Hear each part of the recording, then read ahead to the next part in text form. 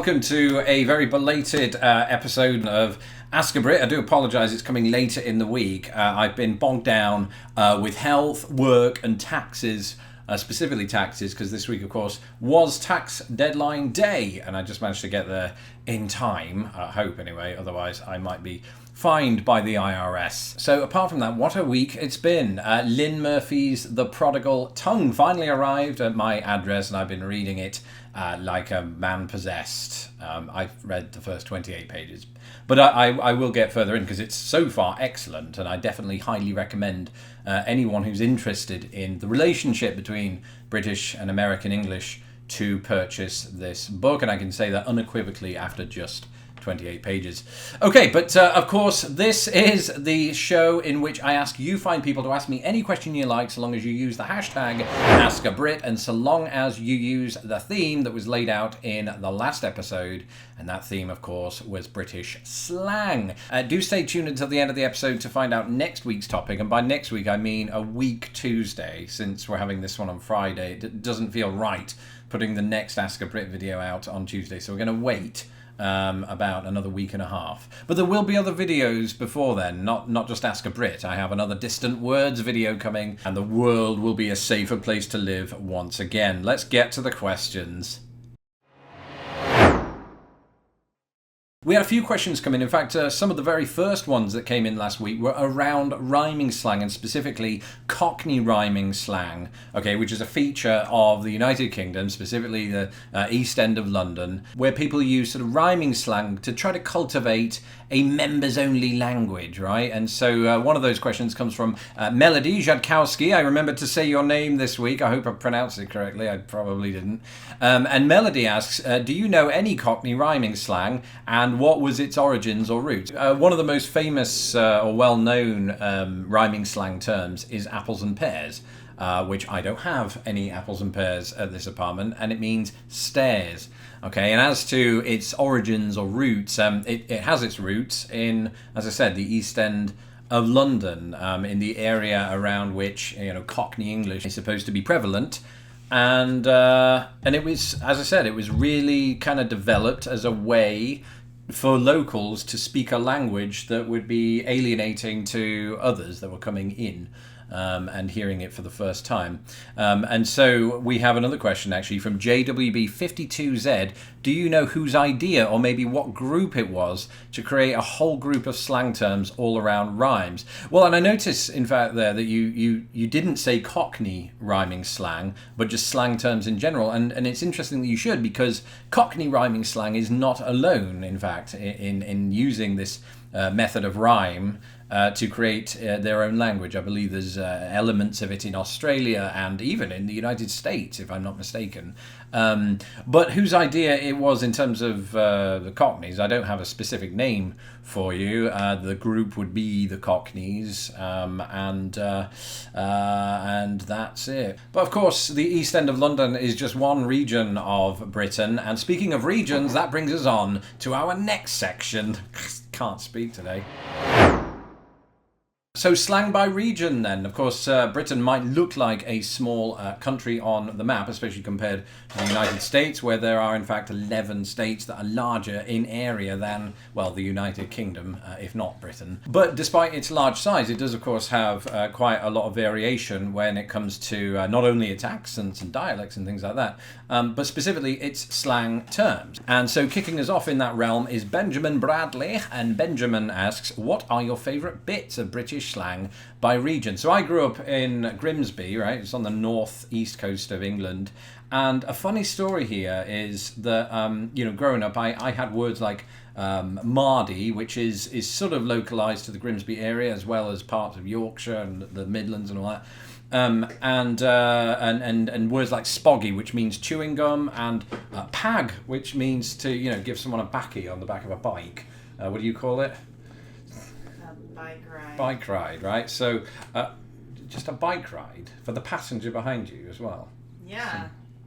All right. Well, anyway, I called it PAG, right? And so I went off to university, you know, not on a bike. My parents took me because I couldn't drive. And I remember saying some of these phrases that I just thought were universal to the United Kingdom as a whole. And people started looking at me as if I was a foreigner in my own land, because I was over in Lancashire and they didn't know what spoggy was. Spoggy, for anybody that doesn't know, and that is most of the English-speaking world, is chewing gum, and so that went down there. But there are other areas around Britain that have their own slang as well. It's easier for me to talk about the place where I'm from. There's so much variation, just as there is in the United States, from state to state, or even town to town at times, when it comes to a lot of these slang terms, and it's brilliant. And I'd like to see some of them come over here, but I think we'll get to that a little bit later on. Mark Oldgeezer.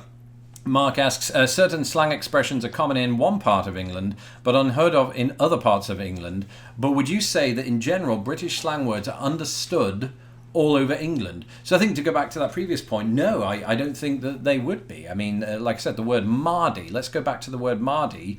I was always told, actually, that Mardy was a Grimsby only term. And then I had two things happen when I left university regarding that very word, and one of those was that there were people from the aforementioned Midlands, Yorkshire, and some of those surrounding areas that are part of that middle belt. But the second thing that would happen is you'd get people from outside of that belt, right? So you get people from further north or from the south, or from Wales, you know, who've never heard of the word Mardy, and again look at me as if I'm going strange. And that was an eye-opening experience, right? It was an experience that said to me, the world is a bigger place than I thought it was. And then I moved to America and my head exploded in many ways.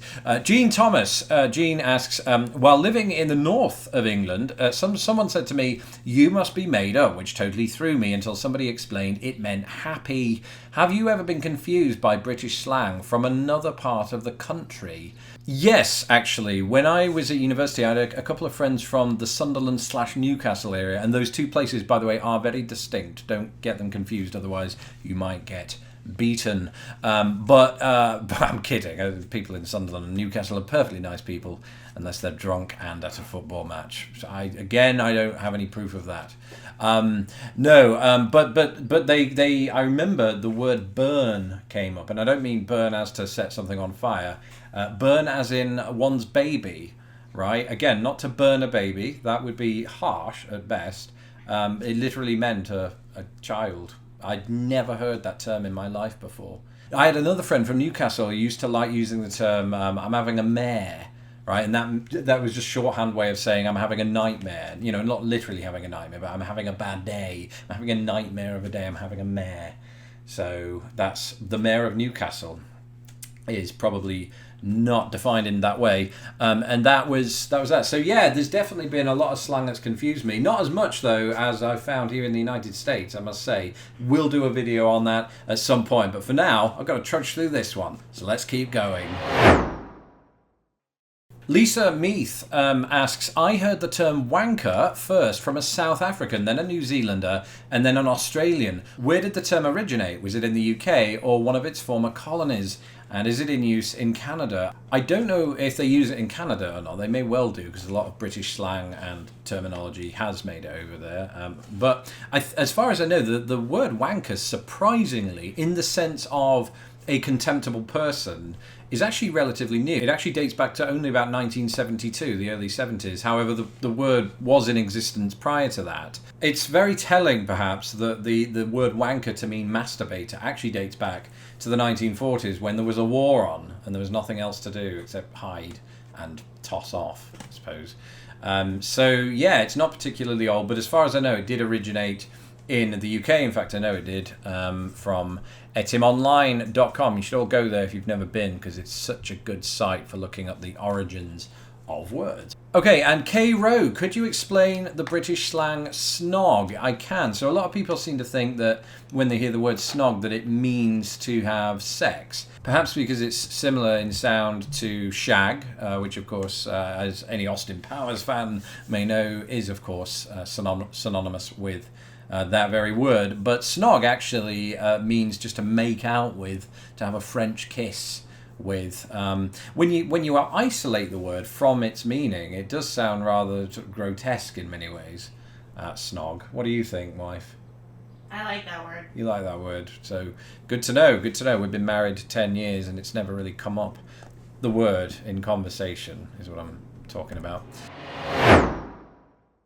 So not surprisingly, we did have a few questions around British slang and its connection or potential connection to America. And the first of those questions comes from Kevin Thorpe. And Kevin asks, have you ever used British slang to insult an American in a way that meant they had no idea?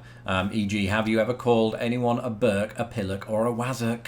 I haven't sort of directly done that, but I do remember... knowingly, when I worked in a call centre, when I first worked here, I got this guy called in, and he was perfectly nice. In fact, very nice, very cordial. He was very interested in British slang, but of course, swear words are not exactly an appropriate topic of conversation at work. But he did probe me on some of them, like wanker and bollocks and things like that, and it really did stand out to me because I was repeating the words back to him in this conversation, knowing that I wouldn't get into trouble for it, either because my supervisor listening in on the other phone, if he was, either didn't know the words, wasn't familiar with them, or if he did, he'd probably be enamoured with my use of them in some way. So it wouldn't be seen as an offence in that regard. And in fact, of course, specifically because the other person was gleefully asking me about them. So no, I've not directly, attacked somebody with the words or sort of ironically attacked them, but I've definitely used them in an inappropriate conversation before. So that's something I've never admitted. Don't work there anymore, so it doesn't matter. Heather Baisley. Heather asks, are there any words that you wish people in the US would start using? And in fact there are, and I put a tweet out about this. I put out the word wazzock, which Kevin just mentioned. I love the word wazzock, right? Phonetically, it's got a lot in common with the word wanker, also with the sound of bees with the Z part, and the hard K sound at the end is obviously in line with the F word too. So it's got everything. It is the best, I think, insult in the English language. Specifically the British portion of it. And the final question today comes from Arbitrary Exploration, which is joint YouTube name of the week now, I think. And AE asks, what British slang terms have incorporated themselves into American English? That's a very, very good question. And I think that the ones I've noticed tend to be the kind of swear words. I did an article on this a few years ago, how there are sort of 4 British swear words that I've noticed creeping in to American English. One of those is bollocks. Now, it's not widely used, don't get me wrong here. It's still a minority of people that use it. And when they use it, it sounds hilarious. I think any time an American uses a British slang swear word, it's adorable. It doesn't sound threatening. It sounds almost comedic. And I mean that in the best of way. I mean that with love. But there was an advert that went out here a few years ago now, I think it was about 2012, for Newcastle Brown Ale beer here in the US, and they used the word bollocks in it routinely. In fact, they were doing it for about a couple of years. No complaints, because who's going to complain about that in the US? In Britain, in 2001, a study was done that found that was the 4th most severe swear word in the English language, and there's no way it would have passed Ofcom, which is our version of the FCC, to get on television in that regard, in an advert. So that sort of creeped in, and of course it's influenced from the late 70s, 1977, by Nevermind the Bollocks, We're the Sex Pistols, the album, the one and only album by that very band, and saw an upward trajectory of usage in print media here since that very day. Wanker has made it here as well. It's often used unironically by people, both as the insult and also in the sexual sense. Bloody, I've heard here now and again, although I think when I hear that, people tend to use it around me because of the knowledge of where I'm from, and they like to try to impress me. And I've heard bugger as well now and again as an exclamation, somebody saying, oh, bugger, but of course they don't do it in that accent. It's more like, oh, bugger, or bugger it. And it just sounds it sounds hilarious to me. That's that. I'm really tired. I'm going to go and lay down and have some wine. Do we have any wine? No. No. So join us next week, or the week after, I should say, because we're going to delay it a week, Tuesday, for our next entry in AskABrit, and that episode is going to be on British food. So get your questions coming at me. Throw all of your food at me. Food questions at me. No tomatoes, that would be rude. Thank you, and see you next week, the week after. Bye.